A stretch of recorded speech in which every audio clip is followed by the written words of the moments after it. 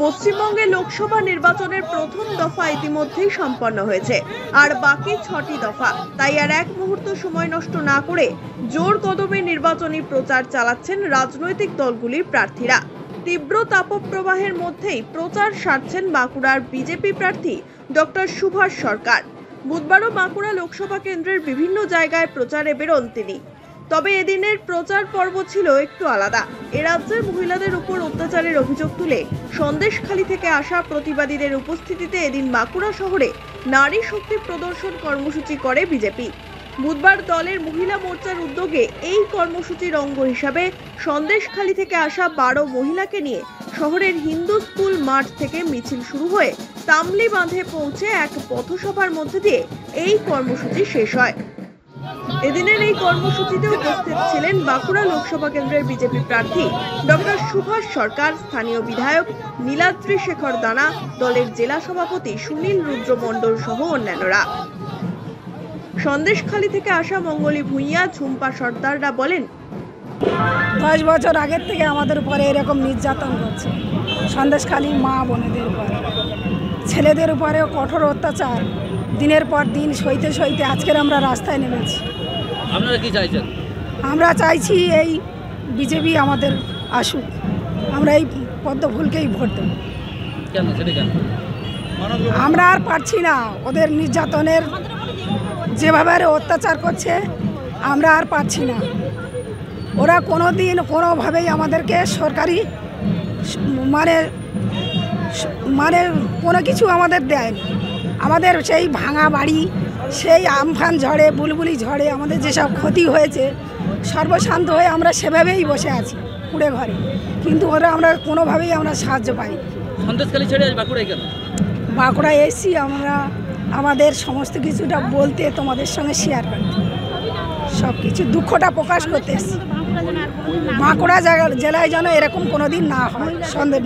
মহিলাদের উপর যে অত্যাচার, পুরুষদের উপরে যে অত্যাচার, বাচ্চাদের উপরে যেসব মদের বোতল ওরা হাতে ধরিয়ে দিয়েছে, না করলে আমাদের উপরে যে অত্যাচার ওরা চালিয়ে গেছে এতদিন ধরে, সেইগুলো আপনাদের সঙ্গে জানাতে এসেছি।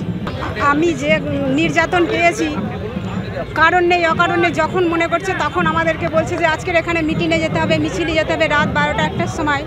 তখন না যদি যায় তাহলে স্বামীদের ওপর অত্যাচার, স্বামীদেরকে জোর করে ধরে নিয়ে গিয়ে মারছে। স্বামীর সামনে যখন ছুটে যাচ্ছি যে মেরো না, তখন আমাকেও মেরেছে, আমার শ্বশুরমশাইকেও মেরেছে টিএমসির লোকেরা। আবার স্বামীর জন্য শাহজাহানের লোক পাঠিয়েছে যারা, তারা। আপনারা কতজন এসেছেন? আমরা 12 জন এসেছি।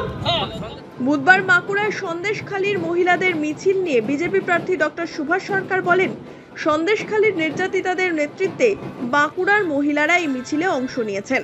নারী শক্তির সঙ্গে মোদিজি আছেন। এ রাজ্যের আর কোথাও যেন শাহজাহান না তৈরি হয়, এদিন সেই বার্তাই দেওয়া হচ্ছে বলে জানান তিনি।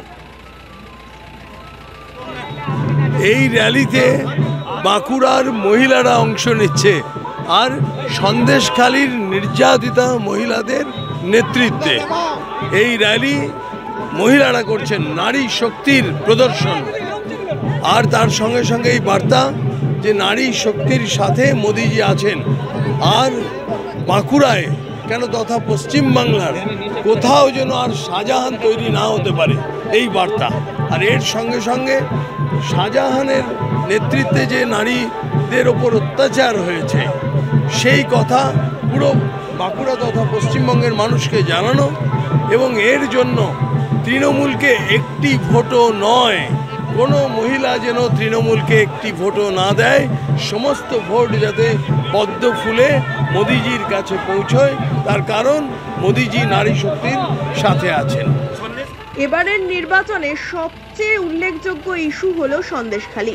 বসিরহাটের এই অঞ্চলে মহিলাদের উপর অত্যাচারের অভিযোগ উঠেছে স্থানীয় তৃণমূল নেতাদের বিরুদ্ধে। গ্রেফতার করা হয়েছে সন্দেশখালী কাণ্ডে অন্যতম অভিযুক্ত শেখ শাহজাহানকে। কিন্তু এর পরেও শান্ত হয়নি সন্দেশখালী। এদিকে নির্বাচনের দিন এগিয়ে আসছে, তাহলে কবে দুশ্চিন্তামুক্ত হবে সন্দেশখালী? এখন সুবিচারের অপেক্ষায় সন্দেশখালীর মহিলারা। Bureau report, one India Bangla.